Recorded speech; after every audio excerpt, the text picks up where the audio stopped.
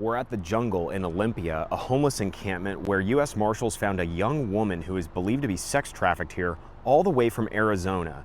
She's safe now and receiving victim services after federal agents found her June 25th after tracing her to this encampment, part of a 20-acre wooded area behind local businesses here in Olympia. The owner of this RV dealership showed us how he and other business owners have put up cameras and some even fences to deter loitering and trespassing. Earlier this month, the Olympia City Council extended an agreement that gives the city the option to buy the privately owned portion of this land for about $3 million.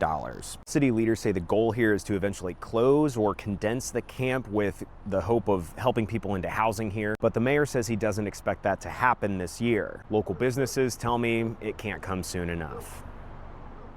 We're here in Winthrop, and this is one of the areas that the Hamilton fire ripped through, and it is just devastating to see how close this got to the homes here.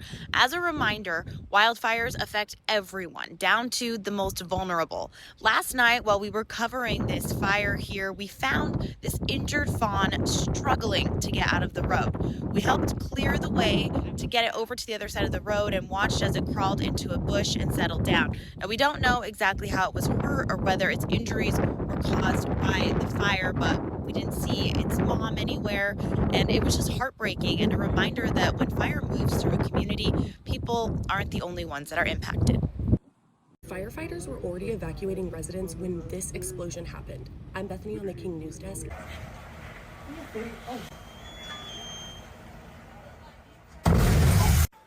Tacoma Fire says crews were responding to smoke caused by an electrical malfunction and had already started evacuating residents when the blast happened. About 20 minutes after they arrived on scene, no one was injured. One building remains evacuated while the American Red Cross is assisting displaced residents at Hunt Middle School. There is a new warning out for the millions of Americans who use off-brand versions of GLP-1 weight loss drugs. Those drugs are typically manufactured by small compounding pharmacies, and the nonprofit Partnership for Safe Medicines calls it an enormous, unsanctioned human trial that is unsafe and unethical. The partnership says telehealths market their GLP-1s online as just as safe and effective as name brands like Zepbound or Ozempic, which are FDA approved.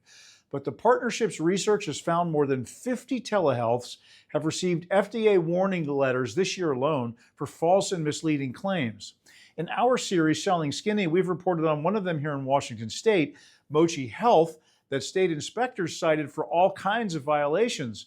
Yet San Francisco-based Mochi remains in business selling its GLP-1s nationwide. To read more about the Partnership for Safe Medicine's Call to Action report, visit safemedicines.org online, and you can also catch up with our series by searching King 5 Selling Skinny on YouTube or on the King 5 Plus app.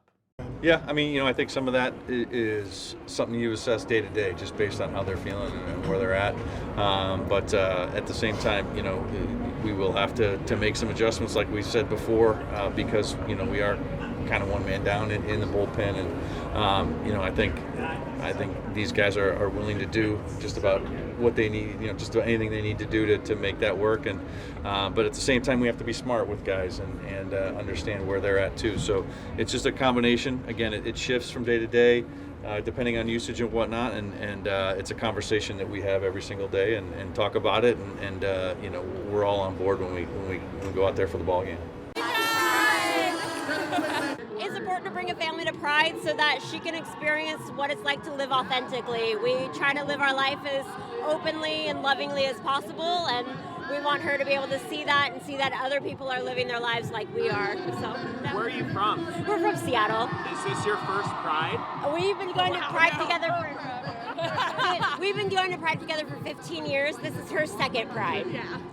I just hope that she'll be able to express herself in any form, no matter what identity that will be. But it's great that we can be out here and support each other, and it's honestly a salve for modern politics sometimes, so it's really nice to see the support. For me right now, honestly, it just feels like they have no plan. And for a team and a front office and a general manager and a president that have done nothing but have a plan since they showed up here, it kind of feels like they don't know what the plan is, right? The players don't know what the plan is. Dan Wilson doesn't know what the plan is. Jerry, Justin, all these guys are not communicating. The last time I was on with you last week, we played a clip from Bryce Miller where he was clearly still frustrated by everything happening with that piggyback thing. They're doing the piggyback, halfway through last week, and then all of a sudden at the end of the week decide, nope, let's scrap that and do something else. You got Cal Raleigh hitting all over the place in the lineup. Colt Emerson's going up and down in the lineup. We're doing a 5-man. We're doing a 6-man. We're back to the piggyback. We're scrapping the piggyback. I mean, guys, at some point we got to pick a plan here, right? It just feels like we don't know what the plan is, that there's too many cooks in the kitchen, there's too many hands in the cookie jar, and everything right now is a big, gigantic mess. So they got to settle this thing down, get that guy right there, number 29, Cal Raleigh, that we just saw on the screen, back on track and settle this whole thing down because everybody seems to be totally out of whack right now, including the relationship between the clubhouse and the upper management. People of Iran, not this Islamic regime who killed over 42,000 people in just 2 days! Just 2 days! Shame on FIFA! Shame on FIFA! Shame on FIFA! Shame on FIFA! Shame on FIFA! Speaking of Megan, she once said that you need gays on your team to win a championship. What are your thoughts on that? I love that. I absolutely love that. Again, it allows love, right? It allows there to be just a safe space. Megan Rapinoe is the ultimate role model for it all. And to be at the club that, she came through, I never was lucky enough to play alongside her, but I feel that now that I'm in this culture, I feel that love like coming through the club and coming down to younger players. Proud gay woman, I would echo that. But I think the most important thing is that this space is safe for those players if and when they need it.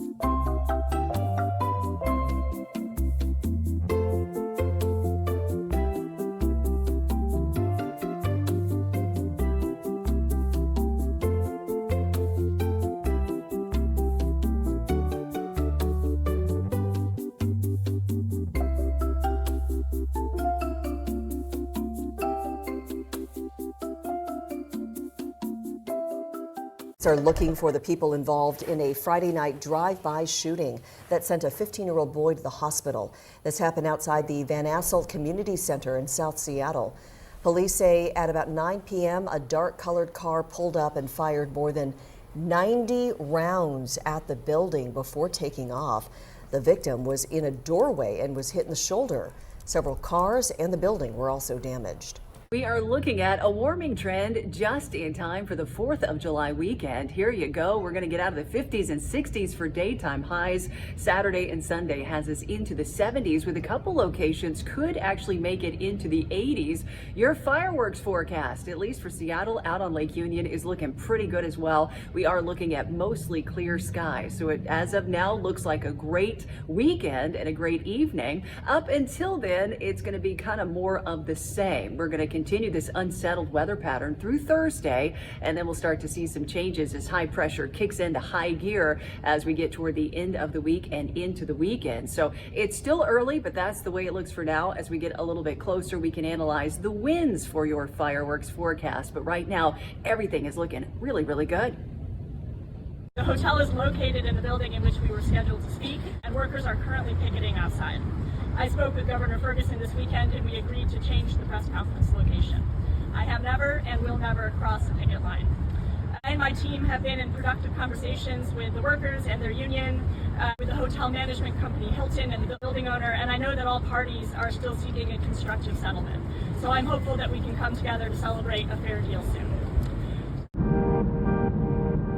There's a ton of history here, from a little thing called the Pig War, which was a political conflict between America and Britain back in the 1800s over a pig. Believe it or not, at that time, the islands were jointly occupied by both forces. There's American camp, which is on the south end of the island.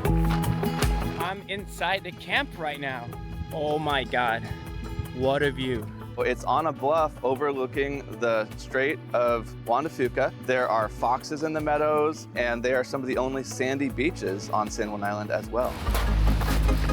This is beautiful South Beach. You're in a large space of public land that stretches the better part of 3 miles along the coast, which transitions into Cattle Point. And there is a lighthouse there, the Cattle Point Lighthouse. The land there is gorgeous, honestly about a 270-degree view. And there's British Camp, which is on the north end of the island.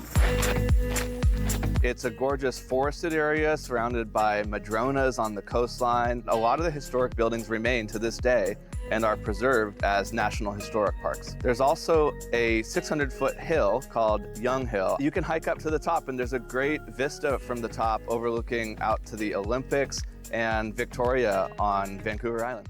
Over the weekend, the nonprofit website that tracks ICE arrests, iceout.org, was lit up. There were at least 8 arrests from over the weekend, Saturday and Sunday, and there were 4 more this morning that we know of that have been reported to iceout.org. Right now, I'm standing next to an apartment complex here in Kent, and you can see this is what is left over from an ICE arrest that happened several hours ago, just a little bit before noon today. The video that was posted to iceout.org shows the driver's side window that was smashed out, and I believe that is the leftover glass from that. Right now, we don't know what is behind the surge, but we do know that earlier this year, Trump advisor Stephen Miller said that DHS has a quota of 3,000 arrests per day. That's nationwide. DHS has denied that there was any kind of quota, but Stephen Miller said so. And we know that the end of this month marks the end of the 3rd quarter for the federal fiscal year. 4th of July is just about 6 days away, and this year's Independence Day being America's 250th anniversary, people are ready to celebrate. With that in mind, fire and fireworks officials are putting even more emphasis on fire safety. When that firework's done, after you've given it a few minutes to rest, take it, dip it in water, douse it. Don't go straight into your trash bucket with it. Common sense applies, and thankfully we've gotten rain here recently, and so that certainly helps as well.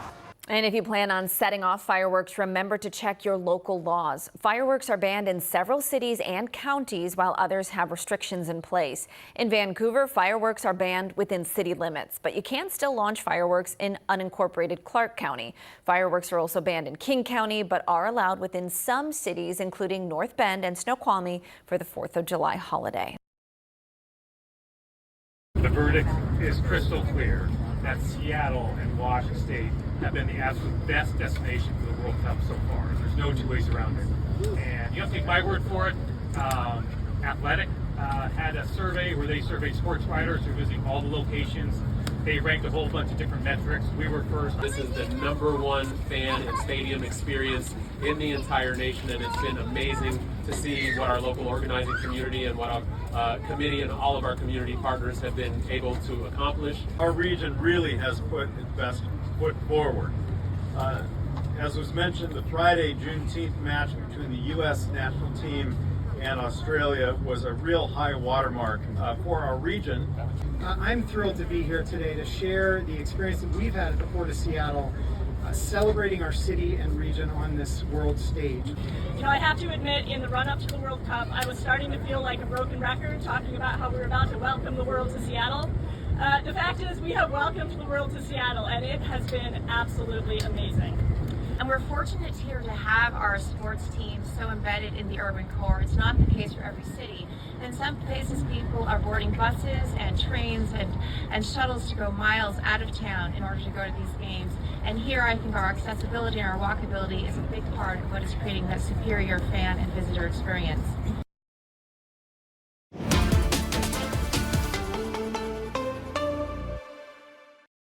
It's hard to believe it's been 5 years back in 2021 when the heat dome was over us and the temperatures between the 26th and the 28th were amazing. We actually saw a new heat record every day starting on the 26th as temperatures gradually cranked up. I remember seeing it was showing up in the models a good week to 10 days beforehand that we were going to have some type of a heat spell going on during those dates. And then as we got closer and it kind of fine-tuned it, it started cranking the heat up. And the temperatures that the guidance were giving us were beyond anything that I could imagine happening in the Pacific Northwest. I didn't think it could get that hot in Seattle, but sure enough, it did. And on Saturday, the 26th, we hit 102 degrees, setting a record. On Sunday, the 27th, we hit 104 degrees, setting a record. And then on Monday, we hit 108 degrees, setting the all-time record high out at SeaTac. It was truly an amazing time. I was kind of fortunate because I was camping that weekend up at Birch Bay, up by the Canadian border at the state park there,